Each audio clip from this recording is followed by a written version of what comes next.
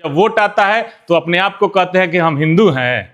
वही बाबा साहब अम्बेडकर महार जाति से जो आते थे उनको नीचा दिखाने का काम राज्यसभा में आप कर रहे हैं। इतना ओछी टिप्पणी कोई कर सकता है क्या देश का गृह मंत्री?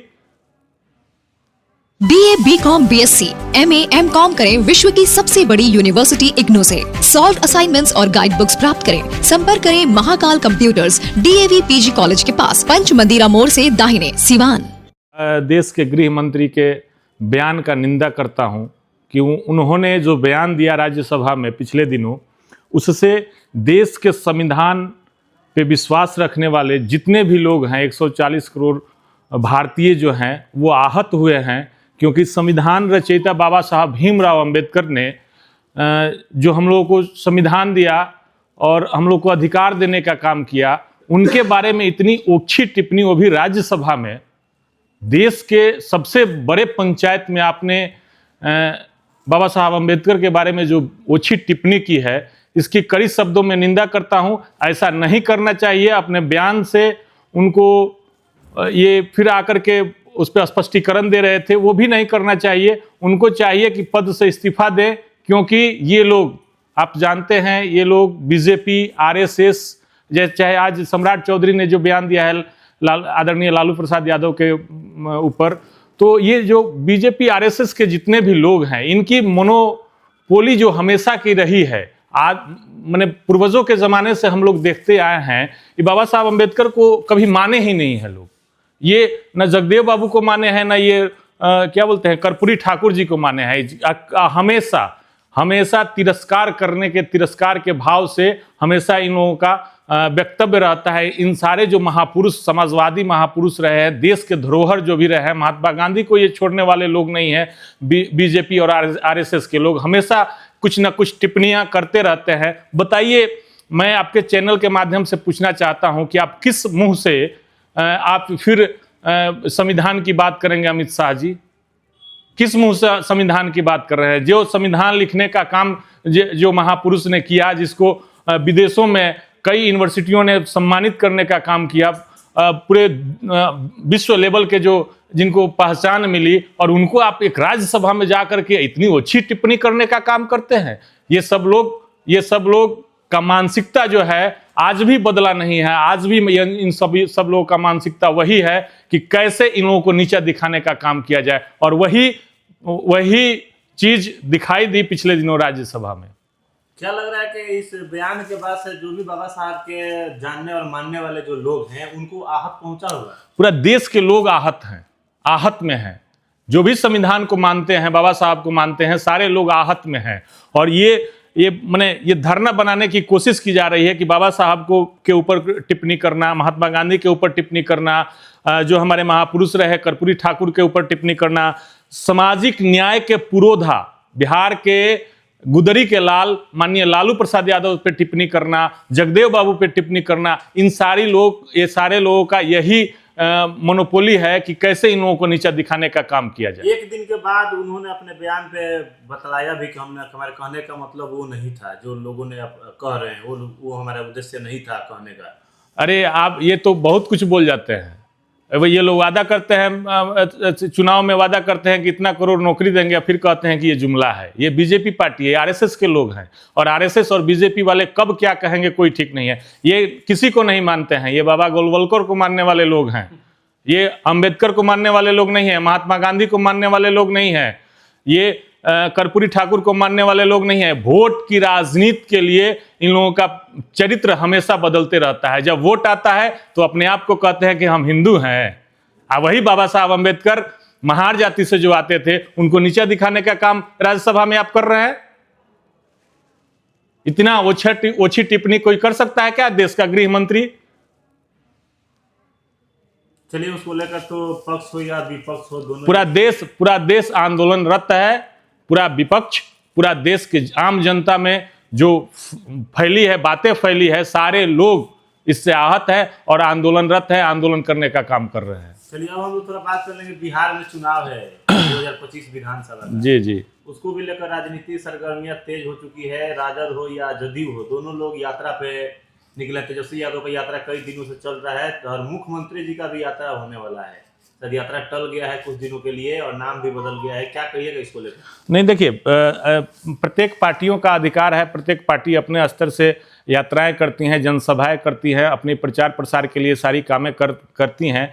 तो ये मैंने पार्टी के तौर पे, जैसे कि माननीय मुख्यमंत्री जी का दौरा ये पहली मर्तबा नहीं है, पिछले कई सालों से वो जाते हैं, संवाद यात्रा करते हैं, कई यात्राएं करते हैं। लेकिन मेरा मानना ये है, मेरा पूछना ये है आपके चैनल के माध्यम से कि पिछले कई मर्तबा उन्होंने यात्राएं की, कई हजार करोड़ रुपया का खर्च हुआ, लेकिन उसका इम्प्लीमेंट क्या हुआ?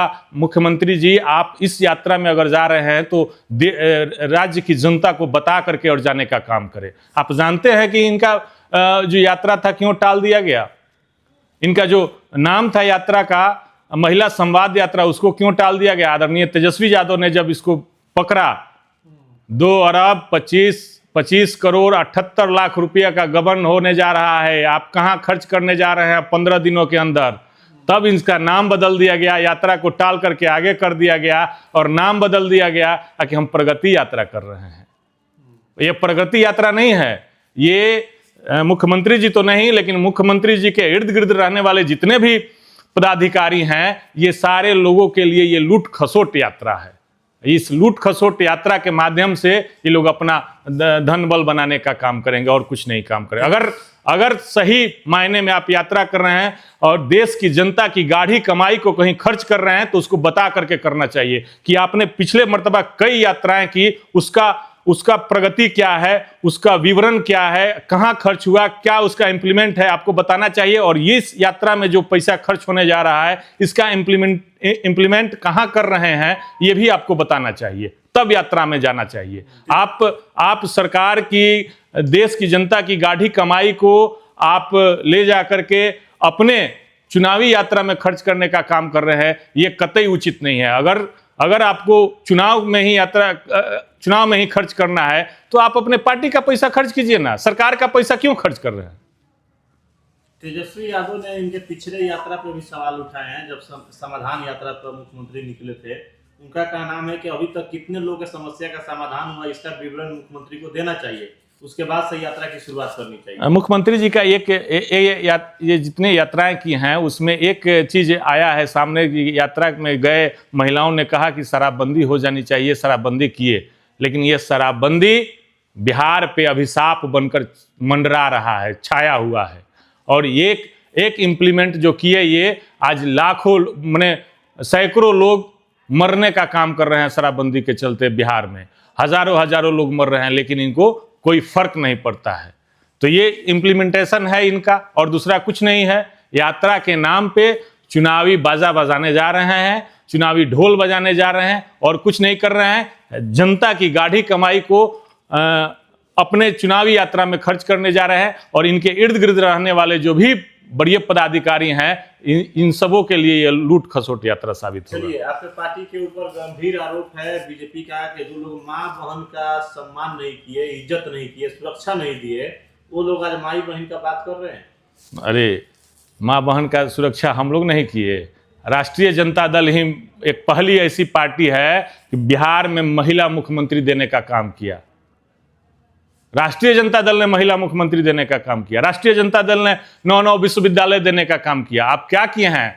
बीजेपी व आरएसएस वाले लोग से हम पूछना चाहते हैं कि आप किए क्या हैं? आप हिंदू और मुसलमान करने का काम करते हैं, आप मंदिर और मस्जिद करने का काम करते हैं, आप कश्मीर और पाकिस्तान करने का काम करते हैं। आपके एजेंडे में इस टाइप का कोई ऐसा बात नहीं होता है जिसमें बिहार का विकास हो, देश का विकास हो। आप देश का विकास नहीं चाहते हैं, आप हिंदू और मुसलमान करके और सत्तासीन रहना चाहते हैं। आपकी मोनोपोली यही है, इससे आगे आप नहीं बढ़ सकते हैं। और उसका नतीजा है कि देश आज गर्त में जा रहा है, राज्य आज गर्त में जा रहा है, कुछ भी नहीं हो रहा है। आप बताइए, जितने भी परीक्षाएं हो रही हैं, सारा परीक्षा में पेपर लीक हो जा रहा है। आप कर क्या रहे हैं? आपका तंत्र कहां है? बताइए। तेजस्वी यादव ने जो छोड़ करके चले गए, 17 महीना की सरकार जो थी, जितना विकास उस समय हुआ, आज उसका मानक देख लीजिए और परसेंटेज मिला लीजिए कि आज के डेट में क्या हो रहा है, कितना विकास हो रहा है। सारे लोग अपने अपने जगह पे बैठे हुए हैं, लूट खसोट यात्रा चालू है और कुछ नहीं है। बताइए, कितने लोगों को नौकरी दिया आप तेजस्वी यादव के जाने के बाद? आप आप ये ना बताते हैं कि हमने इतना लोगों को नौकरी दिया, हमने इतना लोगों को रोजगार देने का काम किया, हमने ये काम किया, हमने ये, आप तो बताते ही नहीं है। आप खाली सिर्फ और सिर्फ इन लोगों का एजेंडा है कि राष्ट्रीय जनता दल और तेजस्वी यादव को रोकने का काम करना। लेकिन तेजस्वी रुकने वाले नहीं हैं, तेजस्वी अटल हैं, तेजस्वी अपने बातों पे अटल है, अपने विकास के कार्यों पे अटल है, और तेजस्वी ही बिहार की भविष्य है, तेजस्वी ही बिहार को बदलने का काम करेंगे। एक सवाल रहेगा, आपने अमित शाह की बात की, जिस तरीके से बाबा साहब भीमराव अम्बेडकर पर उनकी टिप्पणी आई, बिहार में लालू यादव को लेकर के भी जो सम्राट चौधरी काफी हमलावर हैं और तीखी बात कही है उन्होंने। सम्राट चौधरी चूंकि पहले तो आरजेडी में ही थे, इनके पिताजी भी, इनका पूरा परिवार आरजेडी से बिलोंग करता था, उसके बाद जेडीयू में गए, जेडीयू से फिर बीजेपी में गए। जब से बीजेपी में गए हैं तब से आरएसएस का जो अथी है, आरएसएस का रंग जो है इन पे चढ़ गया है, और ये इनकी बोली नहीं है, ये आरएसएस की बोली है।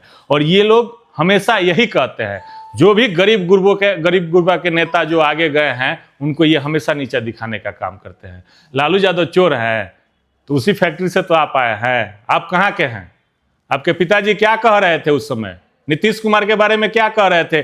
बीजेपी के बारे में क्या कह रहे थे? आपका स्टेटमेंट पिछला देखा जाए तो क्या था? लेकिन आप हैं कि आपको आरएसएस का रंग चढ़ गया है और आरएसएस की भाषा आप बोलने का काम कर रहे हैं। और आरएसएस की भाषा आज नहीं, कई वर्षों से, पिछले कई वर्षों से, जब यह देश आजाद हुआ तब से आरएसएस की जो भाषा है ऊंच और नीच का, ये हमेशा कहीं ना कहीं किसी न किसी माध्यम से चरितार्थ होने का काम करता है। ये लोग करने का काम करते हैं, इसको थोपने का काम करते हैं देश पे। तो वही इनकी भाषा है और दूसरी कोई भाषा नहीं है। ठीक है, अंतिम सवाल रहेगा, क्योंकि विधानसभा चुनाव है और आपके समर्थकों का एक बहुत बड़ा वर्ग ऐसा है जो ऐसे कयास लगा रहा है कि संभवतः आप चुनाव लड़ेंगे, तो हम आप ही से पूछ देते हैं कि अगर इसमें कोई सच्चाई हो या फिर आप चुनाव लड़ेंगे, क्या किस तरह की तैयारियां हैं?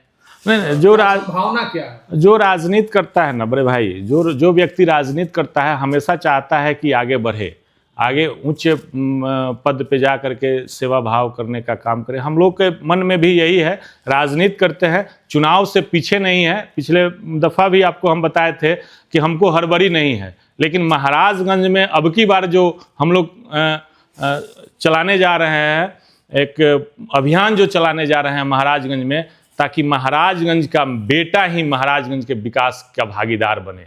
महाराजगंज में दूसरा कोई आ करके और महाराजगंज पे शासन करने का काम नहीं करे। महाराजगंज की माटी में उतनी ताकत है, महाराजगंज की माटी उतनी उपजाऊ है, महाराजगंज की मिट्टी मुंशी सिंह और शुभलाल महतो की धरती है, और वहाँ का बेटा वहाँ का नेतृत्व करने का काम करेगा। ये महाराजगंज की जनता जानती है, क्योंकि महाराजगंज की जनता जब जब किसी को वोट देने का काम करती है तो वोट लेने के बाद लोग क्या कहते हैं, एक ट्रांसफार्मर के लिए अगर कोई फोन कर देता है तो बोलता है लोग कि तोहरे को वोटवा से हम जुतल बनी का।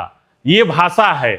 जब लोग वहां जाते हैं नेताजी के पास पूछने के लिए, किसी काम के लिए, तो कहा जाता है कि आप हमको थोड़े वोट दिए हैं, आप तो पार्टी को देख करके वोट दिए हैं, नेता को देख करके वोट दिए हैं, आप हमको वोट नहीं दिए हैं। तो अब की बार महाराजगंज की जनता ये समझ चुकी है, सारी जनता, हम किसी को छोड़ करके नहीं बात करें, महाराजगंज की सारी जनता, आपकी सारे नौजवान, सारे बुजुर्ग, सारे महिला, सारे लोग समझ चुके हैं कि अगर अब की बार अगर कोई महाराजगंज का नेतृत्व करेगा तो महाराजगंज का बेटा होगा। हम दूसरे किसी को कभी लेने नहीं जा रहे हैं और किसी को चाहे वोट देने नहीं जा रहे हैं। आप चाहे जितना भभकी दे दीजिए, कुछ भी कर लीजिए, लेकिन आपको वोट नहीं मिलेगा। महाराजगंज से चुनाव लड़ेंगे? हम महाराजगंज, मेरा विधानसभा है महाराजगंज में हम आते हैं, एकदम हम लोग कोशिश कर रहे हैं, ट्राई कर रहे हैं, करेंगे। डब्ल्यू जी, आपने बहुत बहुत धन्यवाद।